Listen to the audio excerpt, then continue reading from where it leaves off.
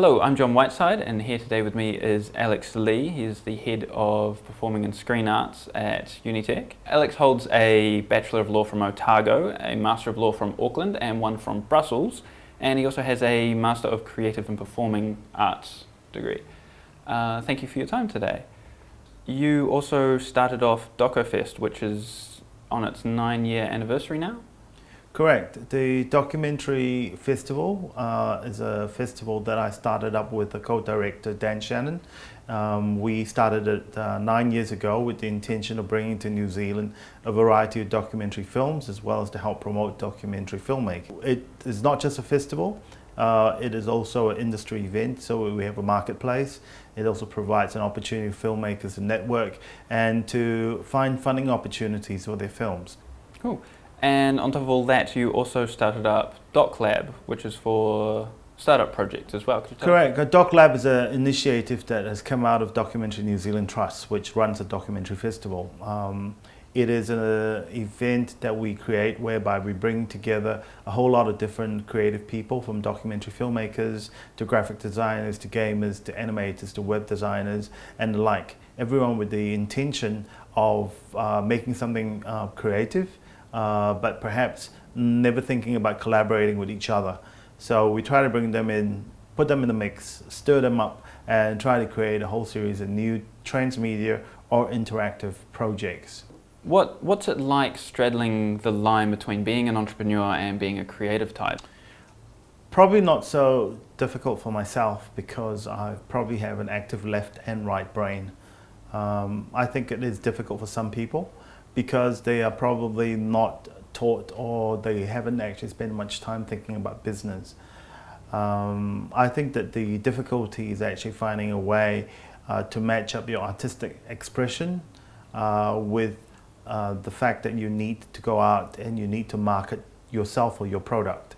Some creative people find it very difficult to pitch their product or themselves because they're either not used to putting themselves out on the line to sell into market, or perhaps they think that it is actually a little bit degrading because really what they are pure artists and they don't see the commercial side of it as being directly relevant to what they want it to do. So with your projects like Doc Lab, you'd be helping people learn the other side, or are you maybe trying to change their mentalities a bit more?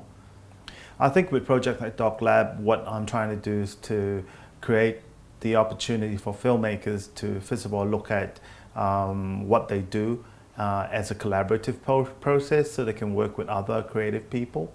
But I think the other side of it is for them to recognize that the world is changing and they need to think beyond the traditional forms of art and culture and see that they need to embrace the new world, which includes the opportunity to engage more in business and industry.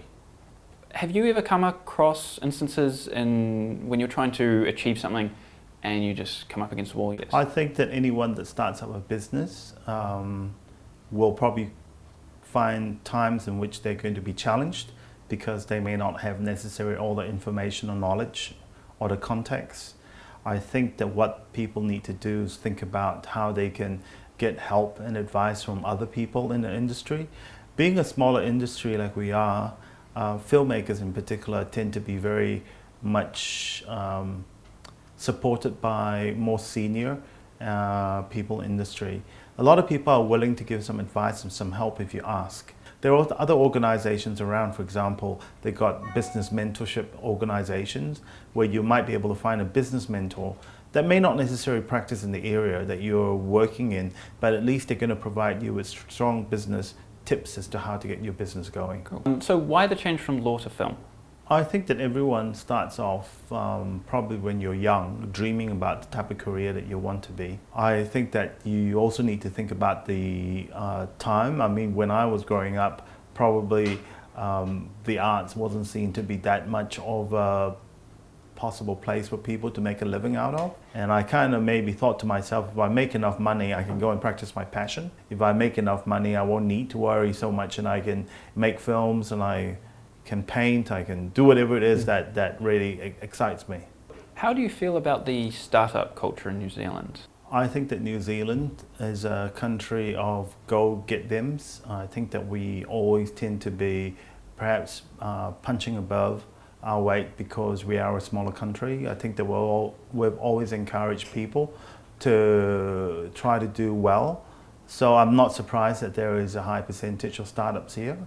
I think it's a great thing to do. It's just making sure that there's enough support so that startups don't start up and finish all virtually at the same time. That there is in fact some kind of longevity in the process. Unfortunately, I think that arts and culture tend to be less favorable because everyone's thinking to themselves that what they want is technology and what they want to have is enterprise. Yet, art and culture in some countries are considered to be some of the main industries that they want to support because they see that they're leading the renaissance into other parts of their economy. Fantastic. Cool. Thank you for your time today. No Cheers. problems.